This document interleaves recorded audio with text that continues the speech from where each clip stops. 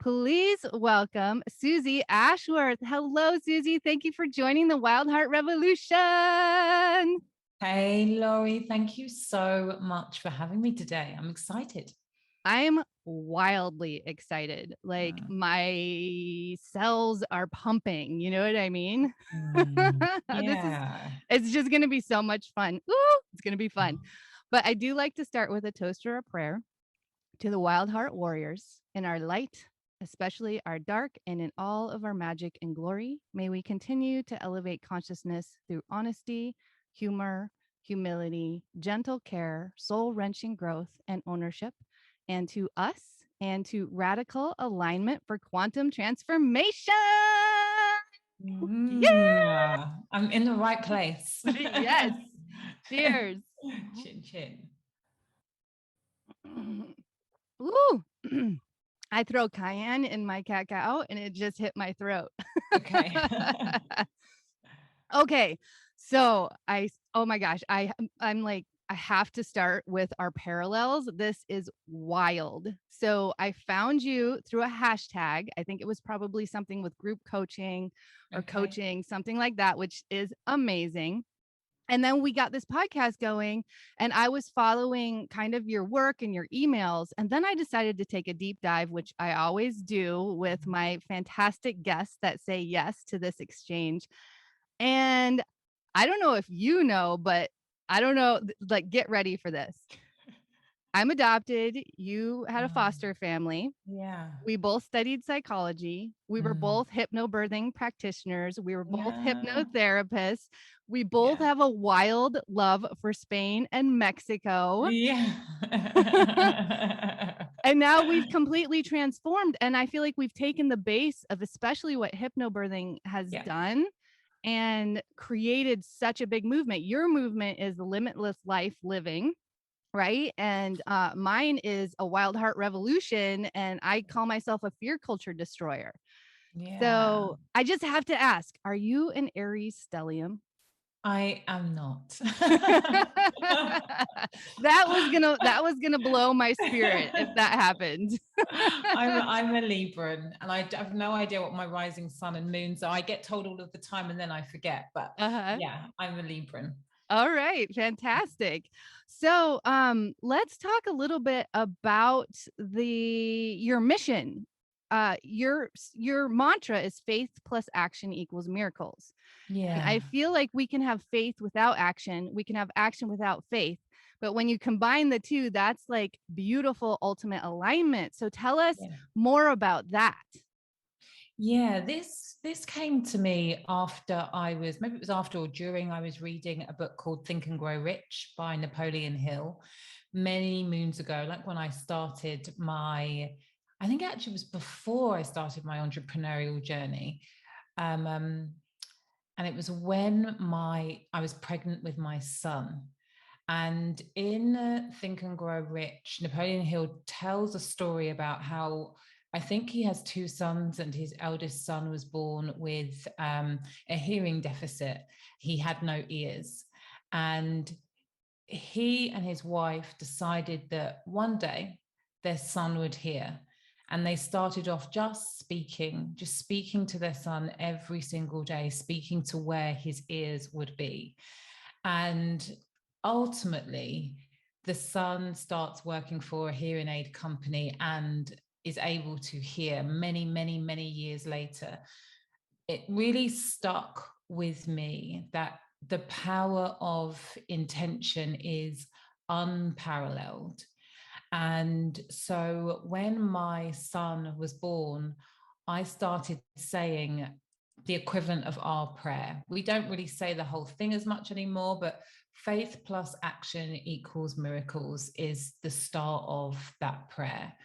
And I would say it to him every single night before he went to bed. And I've been saying it for the last 10 years. And it's so funny because even when I'm thinking about the prayer, if my kids were in bed right now, I would just say the whole thing because that's the where my mind remembers it. But here I'm just like, it's just, what's the whole thing? But faith plus action equals miracles. I've been saying it every single day for, the last 10 years, and it's changed my life. It really, really has. Yeah. So do you feel like that was kind of your aha moment when you read that in the book? You know, when we have that like shift in consciousness, it like gets into our cells. And that's where you moved forward in combining the faith plus the action in reality in our 3D human lives. I don't even think that it was that specific. Mm-hmm. I think that I just knew that self-belief, it started with self-belief. And that has grown. The faith used to be about me. And what it's grown into is faith in the universe. And action really just feeds into everything that I've ever done. And I think that many, many years ago, that action was from a place of extreme masculinity, like force, push, gotta do, gotta do, gotta do, gotta do, gotta do. And again, that has evolved so much, especially over the last 10 years, to know that action gets to be receiving, action gets to be releasing, action gets to be doing, and it also gets to be being, which is probably the biggest area of growth and development and focus for me now. That balance between the doing of the mind and the being of the soul also sits in that action piece for me.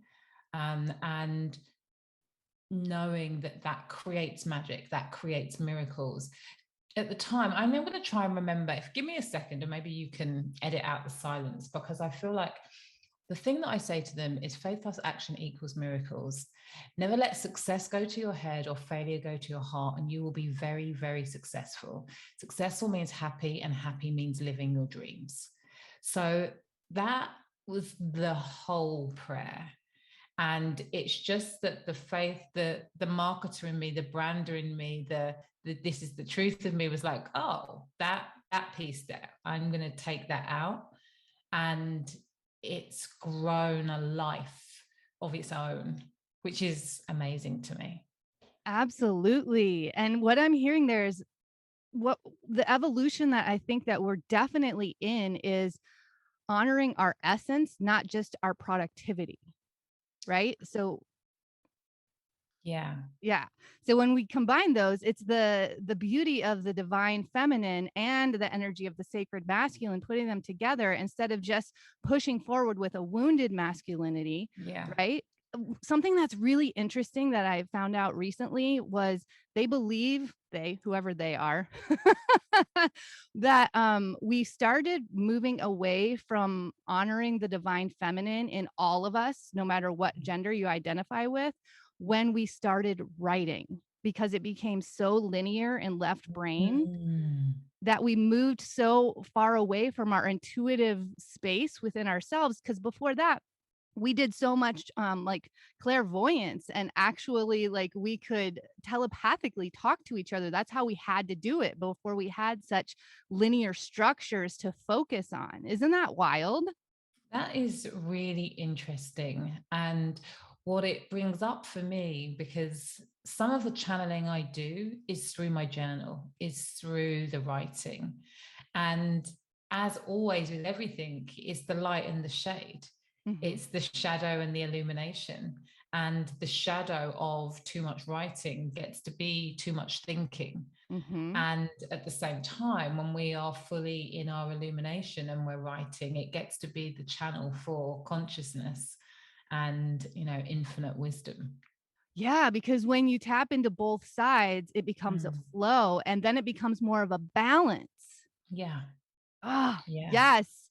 We also both talk about superpowers, and I want to touch on this because my superpower, I believe, and because when I was listening to your podcast, I mean, I have taken a very deep dive, and you talk about what really lit you up in the hypnobirthing world. Yeah. I started thinking about that for myself. And it's that my superpower has always been like, I am your biggest cheerleader in remembering your divinity and your magic. Mm. Like, I just came in knowing humans were so divine and that we could create miracles for ourselves. Like, I knew we could levitate. I still believe we can levitate. I have levitated in some of my cellular unwinding. And so it's like when you know that in your cells, you're driven your whole life. And I used to bang my head because of the fear culture when I was young. And I was like, I don't get it. What is all this fear about? Like, if we can just break through, there's so much magic that we have within ourselves. And I think that that's really a philosophy in hypnobirthing. It's about finding your empowerment and your medical intuitive wisdom and how you know more than anyone else ever does. It's really shifting from the institutional based paradigm that we've been raised in to the embodiment of what you are and all that you are and all that you have. So let's talk about your superpower. Oh, and it's so funny when you say I've been listening to your podcast, because I very rarely listen to my podcast and I'm like, what would I say that my superpower is? But I feel very gifted actually to have more than just one. And often when I'm in a coaching environment, it's really hearing the things that people don't say. Oh, yes. And that for me has been so powerful when it comes to creating spaces for transformation and helping people shift. And, you know, from a marketing perspective, from a business perspective, it's really taking old ideas and being able to see where there is a space for innovation, where there is a space for something new, and taking something that felt old or outdated or just inappropriate and making something magical from it. There's very few truly original ideas. And I think often that holds people back. They think that because this has been done before, that there isn't a space for them. And I'm like, no, everything gets to be a continuum. So there's two. I love that. That's so creative. It's just tapping into what we already have, but we can't see for ourselves, especially because we get such heavy programming. Like the subconscious programming in media culture is so intense. And that's part of hypnobirthing as well. But Yeah, that applies to our entire lives. So it that's such a applies to everything. beautiful gift. I love it so much. Thank you. Um, I actually wrote a quote down about that, and I can't find it, of course, because I've been scribbling notes everywhere. But I'm going to say another quote of yours that I love. Mhm. And it said, you said, the moral of the story is shit sometimes happens. Don't give up. You got this. Yeah. Booyah. Lots of shit happens. And I think that I am becoming more and more aware that it's not about our ability to avoid shit. And I think that when people are wanting to create, they're talking about co-creating their life with the universe. They're talking about manifestation, magic, miracles, that they think that life is just one long miracle. And it is, except miracles present themselves in so many different ways. Miracles present themselves in the shit. They present themselves in the darkness. They present themselves in the tough times. And it's your capacity to respond in a way that moves you forward. Is your capacity to respond in a way that activates your divinity and activates your infinite wisdom and activates your infinite limitlessness that will determine whether you see it as a miracle or something that is holding you in bondage. Yes, I feel like I'm so glad that you're talking about this because I feel like it's really important to take in deeply for mindset shifts because we can feel like, oh, we need that life of ease, which I Mhm. feel like is unrealistic. What it comes down to is a life of healthy response, Yeah. right? I definitely feel that life has got easier for me, but easier isn't necessarily the goal. What would make this situation more easeful? Where am I trying to make it more difficult? Where am I overcomplicating it? And often the willingness to release it's the inability to release the things that we are gripping and holding on to and trying to control that often creates the difficulty. And at the same time, like, just tough stuff happens. When you lose somebody that you care about, that's a hard situation. As a human, you are supposed to have a full range of feelings, and sadness and anger and rage are part of that full range. And if you think that evolution is about eliminating that, I'm not sure that I'm on that page yet. Right. Well, I feel like the ease comes from alignment. So when we fall into that alignment, which ultimately comes from a surrendering, to source, to self, to the God within, then the ease comes. Like even your job, like you still have to, I know you work really hard. I know I've been listening. And so you're still working really hard, but when you're in alignment, it feels joyful and it feels ease. Right? It's energizing. It's not depleting. Mm-hmm. And it's interesting because today, in the last couple of days, I felt tired. And I felt tired because I went to Ibiza for 3 days. And in Ibiza for 3 days, I was my young and reckless 19-year-old self. Mm-hmm. And today and yesterday and Monday, my body's like, no, you are the mother of 3 42-year-old self, and you are going to feel it. And so it's that real, like, I'm a human. And so I'm going to create my life and business in a way that feels most easeful. I'm going to do the things that bring me the most joy. When I'm in my most joyful stage, I'm in my most energized. And there's a complete range. So some days are more challenging than others. And that's okay.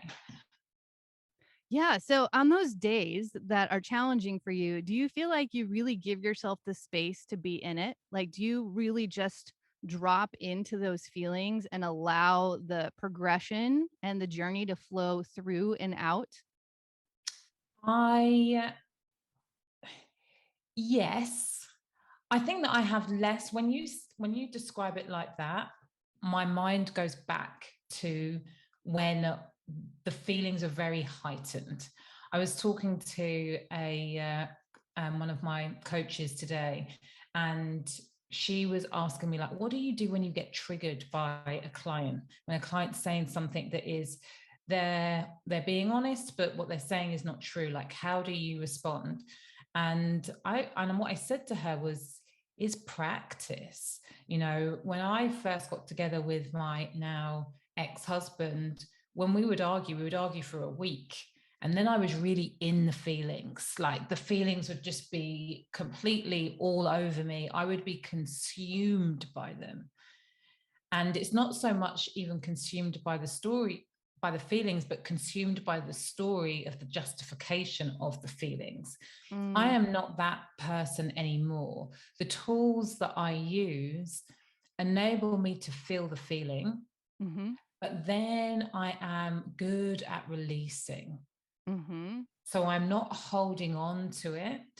So if there were days where I was feeling depressed, or days where I was feeling angry, or days where I was feeling rageful, for me, that would feel like there was something out of balance.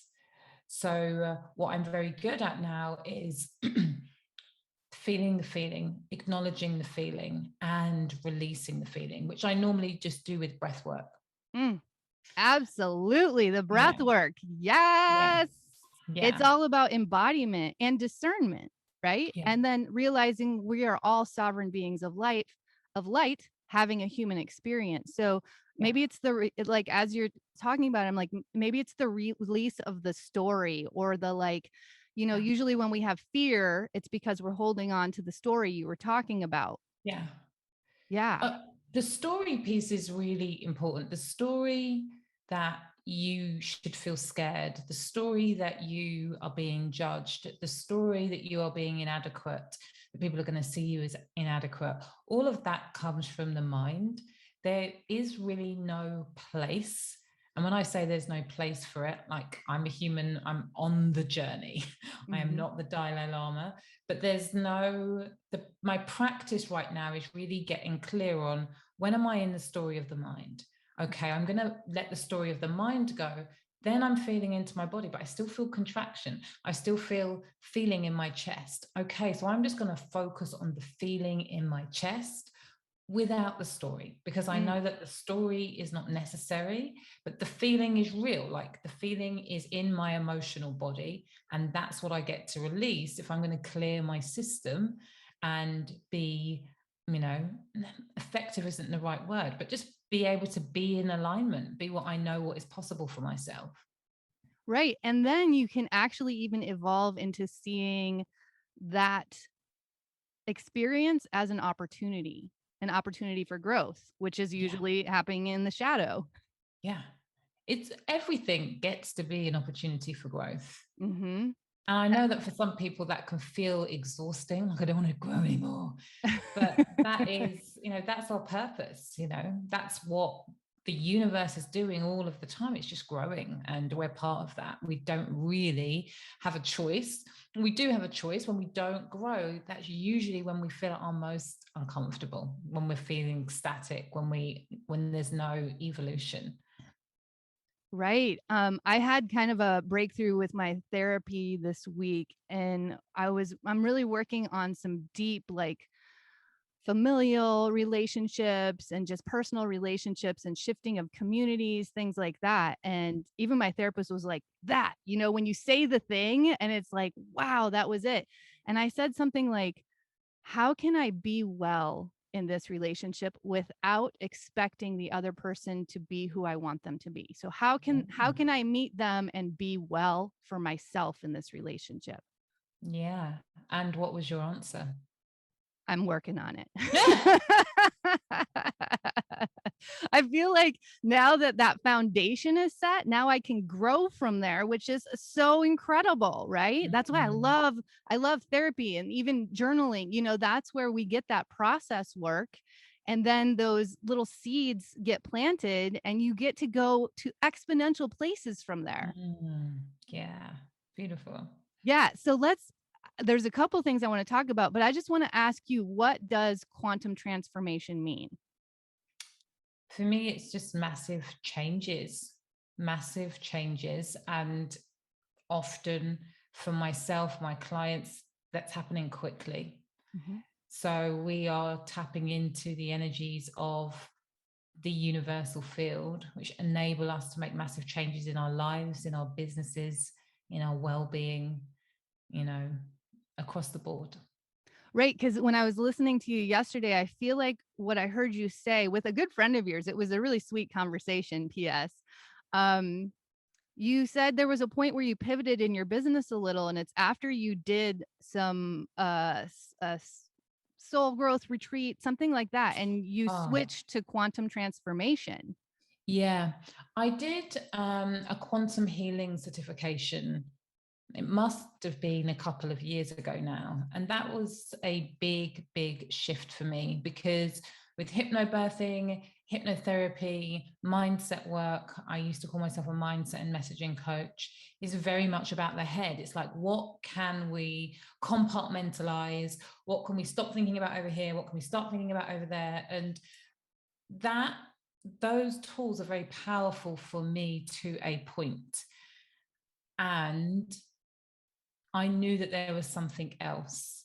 I had plateaued in my business growth, and I knew that there was something beyond the mind that I wasn't tapping into. And so when I saw my coach advertising this retreat, I looked at the sales page and thought, I've got no idea what any of this says. It was like it had been written in a different language. And I was like, that's where I need to be. And I don't use many of the tools that I learned on that retreat, but it shifted my thinking. And that's really what powerful coaching is. It's the ability to shift somebody's perspective. And the biggest thing that I took away from that retreat that is still alive in the work that I do now is understanding that the biggest growth that can happen in the shortest period of time happens when we move beyond the mind and start working with universal energies. And that for me has shifted everything. Absolutely. And for me, because I work with cellular trauma and opening this, like for me, embodiment is cells. Like our cells hold creation energy. And so when we tap into the emotional cellular release, we uncover that universal energy within ourselves. Like we are connected to it. We are nature, right? And it's just so powerful and amazing. And I used to get really frustrated because it's like I couldn't get people to make that leap, right? There was so much fear, and I love the energies that are shifting now because people are ready. They are so ready to make that leap, and I feel like your leap happened right at that time. And the way that one of the things that we did that started at that retreat, and then I've gone on to become a quantum flow practitioner, is quantum flow. And that is a movement practice that combines yoga, qigong, and lots of the Eastern movement practices, but also very much, again, working with the energy. And for me, the reason that practice continues and is so powerful is that when we're just using the breath and intention, sometimes the mind is like, yeah, but I'm not really sure. And the mind still wants to kind of get involved, and that can block the movement. Whereas when somebody is physically, when you're inviting them to energetically purge through the body, when you're able to set the foundation and the frame that we are holding memory and experience in our body, in our cells, and most of the time we're only using the mind, we're using talk therapy, but we're not actually releasing from the body. And then you get somebody to do a whole 45-minute movement practice where you're setting the intention to clear or call in. That blows people's minds, and I love it. So quantum flow, I'm all about that. Nice. Yes. In my birth classes, I used to say to people in the very first class, I said, my job here is to get you out of your mind and into your body. Because right now you're thinking about birth with your mind, but you need to feel birth, to work with birth, because you have all of the knowledge in your body. Yeah. I think that what's interesting, and I only understand this now, is that you would have some people that would be like, completely get it, go and have these fear-free, sometimes painless, but it's not really about having a pain-free birth, but just have these fear-free, beautiful experiences. And other people would go in with all of the right intentions and have a not great experience. And for me, so much of the missing piece for hypnobirthing was the releasing of the fear and the old, outdated thoughts and experiences from the body.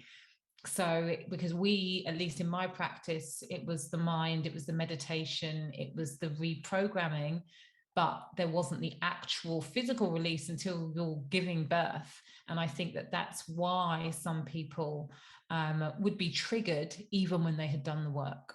Right.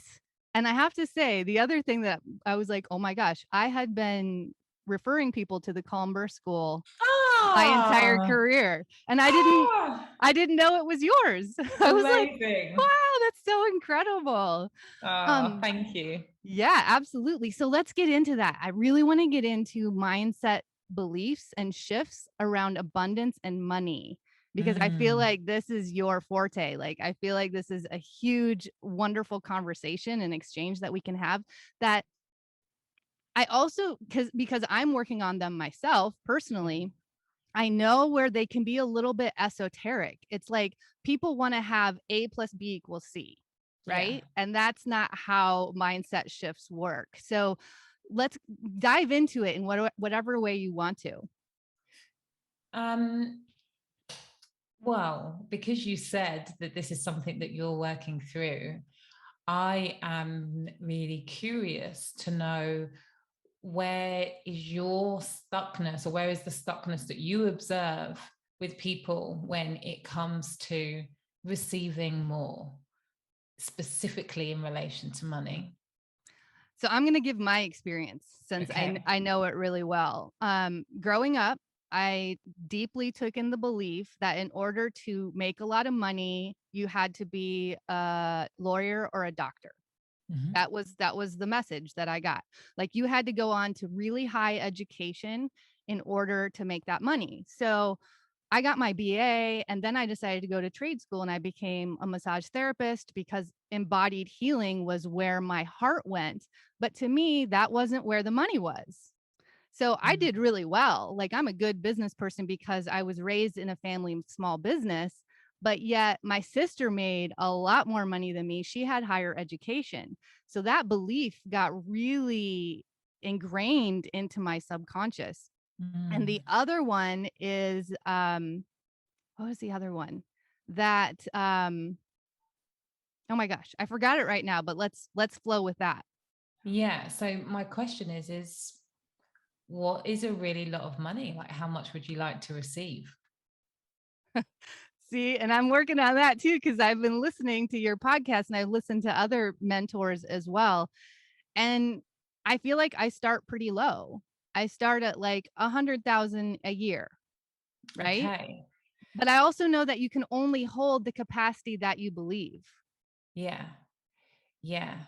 So here's the thing. Here's one of the first fundamental thing that had to shift when I went from 420,000 to a million, 1.2 million in 2020, was that I made the decision that I was going to receive seven figures. And there was no story around it. It was like, I am ready to receive seven figures. It wasn't, I'm hoping. It wasn't, I'm dreaming. It wasn't, I'm wishing. There was no doubt in my mind that that decision was final. And so the first thing that I would say when I ask you, how much do you want to receive? The first thing that you say is, okay, well, I'm working on this. Uh-huh. And there is a hesitation. In the hesitation is the doubt or the fear. And I don't know which one it is. Like, is it possible for me to make six figures, or am I allowed to make six figures doing what I do when I know all of this magic and I want everybody to have the magic and whatever the story is around you being paid, but you still haven't made the decision that six figures is yours. And so that will be reflected in how much you're receiving every single month. So the first step for everybody listening is to decide. And it really, really gets to be that simple in the first instance. You know, I had joined a millionaire mastermind 3 years before. And when people would say, what is your goal? I would say 500,000. My mind could not even allow me to express the possibility that I was going to earn 1 million. Like, there was a part of me that was like, yeah, that's why I joined. But when it came to me actually saying how much, it took me 3 years to give myself permission to say, I'm going to earn seven figures. And what I am doing now when it comes to the next big leap, I'm going to earn 8 figures. I'm going to have a 10 million pound company. Now, I encourage everybody listening, once they've made the decision about what it is that they're earning, to own it vocally, verbally, as many times as you can, because I haven't calibrated to having a 10 million pound business yet. And I know that because I haven't got a 10 million pound business yet. But the more I speak it, the more I get reminded that my thoughts, my feelings, and my behaviors have to line up in order for that calibration to that new frequency to take place.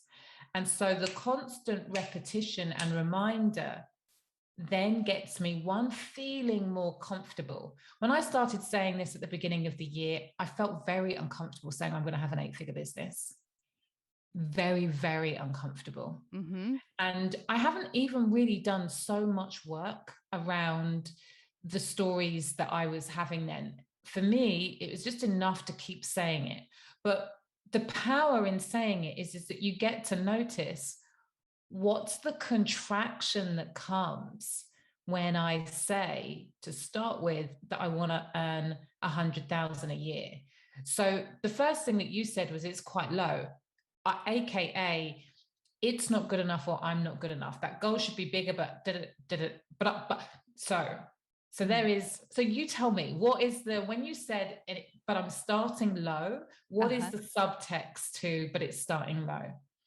I feel like I'm starting low because I'm afraid that I don't have the capacity to hold the higher number, and then I'll be disappointed, right? Okay. Yeah, I don't believe that it's possible for me to earn more. Mm-hmm. So I'm going to start low. So if you did have the capacity to hold the higher number, what would the higher number be? 500,000. 500,000. Okay. When you think about earning 500,000 in the next 12 months, what would be the negative consequences that come with you earning the 500,000 in the next 12 months? Oh, I can say it right now. The stress of the taxes and figuring out like all the financial pieces of it, like right there for sure. Because I've had my own business for 2 decades. Yeah. So the whole government tax situation and like what I have to do with that money when I get into higher brackets, like for sure, I know that that's there. So can you see, and this is, I really hope everybody's like scribbling down, what's the number? What's the number that you would choose if you weren't in fear? Or if you can immediately feel the contraction at the first number, ask yourself, what are the negative consequences? What are the stories? Because that story of the tax and the government, that will hold you outside of 500,000. And because your soul is not aligned to 100,000, it's also going to hold you outside of 100,000. Mm-hmm. So the type of questions that you get to ask yourself is, who do I get to be the type of person who is receiving 500,000 a year with ease? What stories would I need to let go of? What would I need to lean into? You know, so for me, I'm not good with money. I'm not good with money. I'm not good with money. That didn't stop me receiving, but it stopped me keeping it, you know, for a long time. Mm-hmm. And it was only after, this was in 2019, I think I had my biggest month in business. It was a £53,000 month. The goal was 60,000. And I've got stuff to say around the disappointment of not hitting your goals. The goal was 60,000. I hit 53,000, and I did a course on money called Magic Money. And I said in that program, now the goal is to get into overflow. I am going to go into overflow. I'm great at receiving, but I'm not good at keeping. And I want to make it very clear, when I say keeping, I mean flowing. But I want to have overflow at the end of the month. And that intention changed things for me, because I started to ask myself, who do I need to be somebody who is in overflow? And I had to stop telling myself the story that, one, I only ever have just enough. And two, I had to get myself a decent bookkeeper. I had bookkeepers, but they were rubbish. So I had to pay a little bit more, and I had to have a bookkeeper that was willing to message me and have meetings with every single month. And no offense if she ever listens to this, she wasn't actually that great. But for me at that time, in that moment, it was revolutionary to have somebody like that who I was able to have meetings with. I started to behave like somebody who was better with money. I started to behave like I was somebody who was able to handle overflow. Yes. There are so many things that I want to bring up right now. Yeah. Number one. Can I just say one more thing? Absolutely. Because you said it, and I think it's really important around the idea of disappointment. So one of the biggest things that I'm playing with right now, and when I talk about separating the mind story from the essence story, is really understanding that your ability to manifest money has nothing to do with how good an individual you are. So we could swap the word good for worthy, because many people kind of associate good people who have earned more money with worthiness. And those things are completely separate. I always say, for anybody who has had a child, who's got a niece, got a nephew, if somebody came and said, I will give you $1 million for that child, you would look at them like that they were insane. Like that million would never be enough for the heart of that child. And you are that child. It has nothing to do with your worthiness. Your ability to receive money is a skill set. And you get to exercise that skill set. The more you stretch that muscle, the better you become at it. But it has nothing to do with your inherent worthiness. And when you really get your head around that piece, I think that it is just incredibly important. So you can start looking at it like any other skill, like riding a bike, like learning to drive, like any other skill that you have set your intention to master. And it's got nothing to do with your heart. Now, the reason that piece is important is that you can,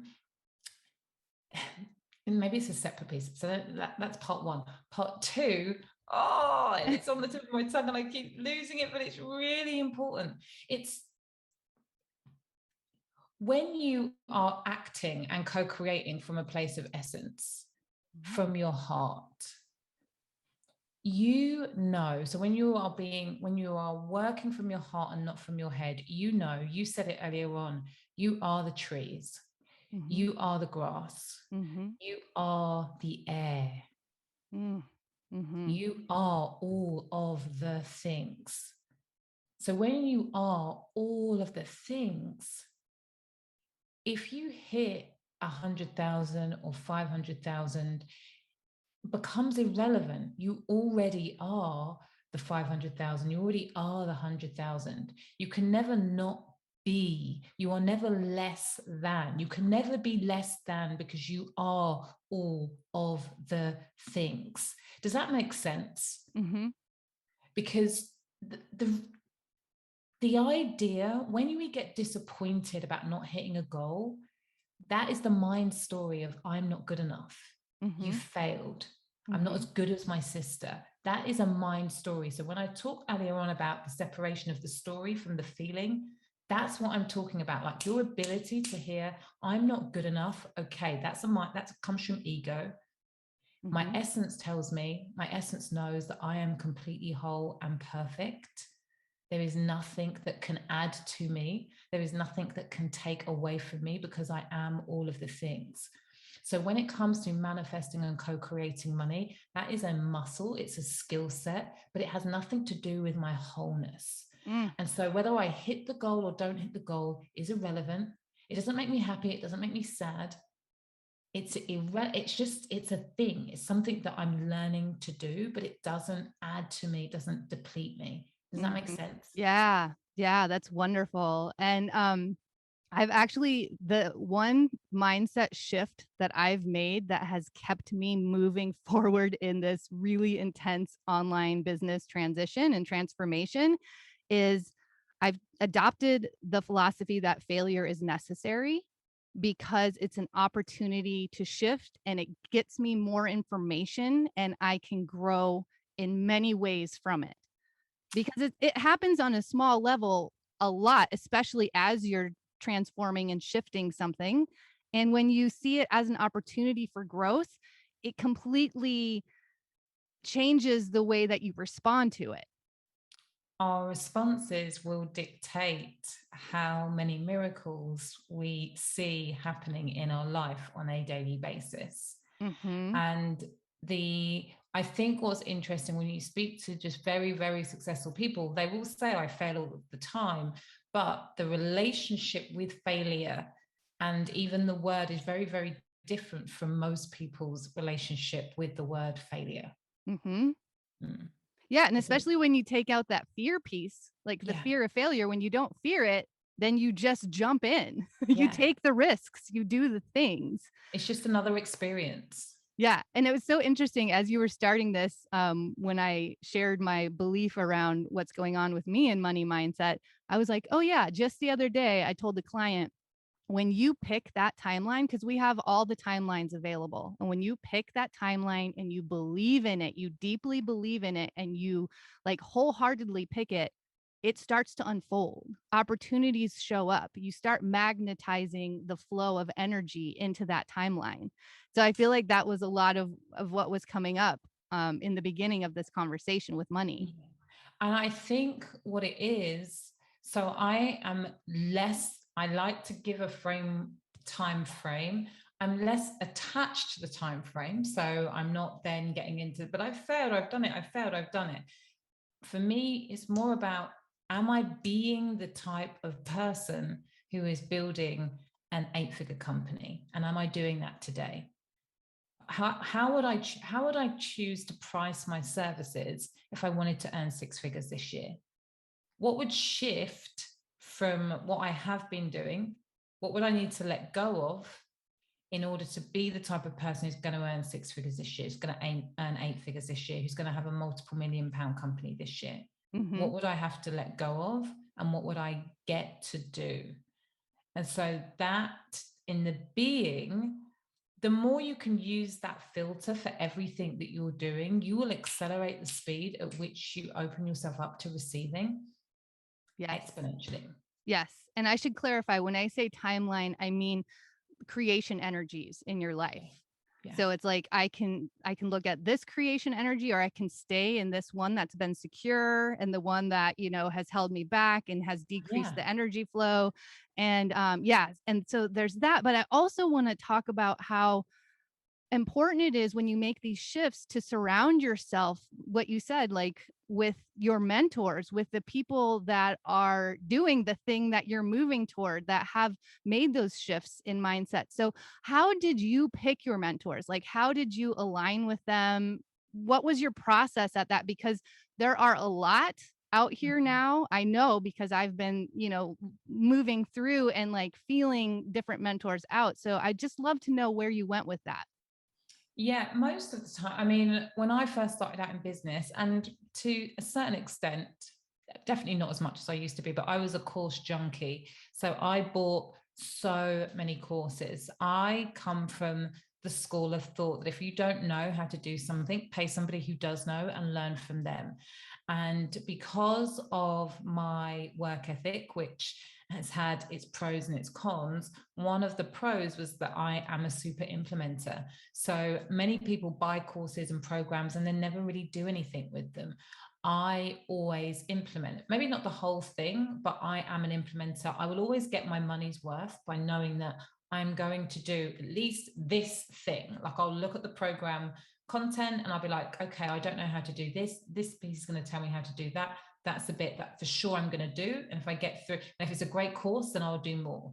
So I have always started off with courses, and then inevitably the person whose course resonates the most, the person who's teaching resonates the most, I'm like, okay, I just need more of you. And so often it's been, I will start like investing £97, £197. And then my next jump will be, okay, 10,000, 15,000, 30,000. That's the way. And then recommendations, people who have had amazing experiences with coaches. For sure, I have then invested in people at a higher level, or people who have a high caliber of clientele around them. I'm like, I'm interested. So when I decided that I was going to do 7 figures, I went on a retreat in Colombia. I love retreats. With a guy called Ron Reich, and he had like 7 and 8 figure entrepreneurs. And after spending 3 days with them, I was really like, these people are not that different to me, you know, and they all had different strategies. They were all doing it in different ways. I was like, okay, there's not one magic pill. And these people are all very similar to me. Oh, okay. If they can do it, I can do it. And that's when I decided. Yes. I love experiential learning. I Yes. really feel like that is a major shift that's happening in our culture, which is amazing. But let's talk about how important it is, especially in the beginning when you're, launching yourself or your business or you're pivoting and transforming. How important is it to make that investment and break through the fear of like, I don't have the money to invest in myself right now, but yet if I don't do it, the soul growth and alignment is it might take longer or it might not happen in the same way. It's going to take longer. I think that so, and I'm going to speak for me very personally. I have only not had a coach for 6 months of my whole time of being in business. However, I do know people that have not invested in coaches at all and done very well. I know more people who have coaches than don't have coaches. And I think that the reason that I think that it has been so powerful for me is that by making the investment, I've chosen accountability. Because my background has not been one of abundance, because my parents worked really, really hard, I always valued the money that I was investing. And I think that meant that I wasn't willing to waste my time. I have been very good. And it's interesting because a lot of people go, I want a mentor because I want to be held accountable. I've always helped me, the investing has held me accountable. And then I use the knowledge and the experience of the mentors to help me propel me forward. I'm very much of the belief that I have so many blind spots, you know, even now at this stage, the ability to be witnessed. Sometimes with my mentors, I just say, I've had this amazing idea. I'm not asking a question, but to be witnessed and somebody say, I see you, somebody powerful say, I see you, is activating for me. And now, rather than having people say, you need to do this strategy, you need to do that strategy, which is very helpful for some people in the beginning, now when I feel a little bit stuck around something, then being able to ask a powerful question and having somebody ask me another powerful question back is what is keeping me growing, you know? And so for me, depending on how committed you are to your vision and your mission, and depending on how quickly you want to make the strides, taking that leap can really collapse your timeline. And I think that having somebody there who has walked the steps that you want to walk and able to say, this is where I fell down, or have you thought about it like this, is just, I think it's priceless. Yeah. And would you say that part of that is the reflection work? And, we do reflection work in all of our relationships. And do you think that was part of what really propelled you? Yeah, I think that when it comes to coaching, the reflection work, absolutely. When it comes to programs, what I wanted was the step by step. And I think the problem with that now, being where I am, is really understanding that you have to like the steps that you see somebody else taking in order for there to be alignment.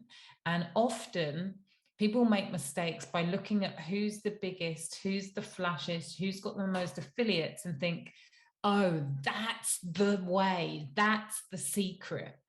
And the secret is, there is no secret. The secret is that there are 1,000,001 ways to get to Rome. And so the thing that you have to do is ask yourself, who's doing it in a way that I would like to do it? Yes. then go and learn from that person, because all of the systems work all of the time.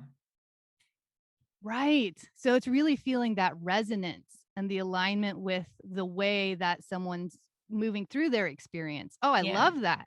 Woo, what Yeah. a great place to end. Oh my gosh. So I'm going to quickly ask you the last question is who would your dream guest be and why?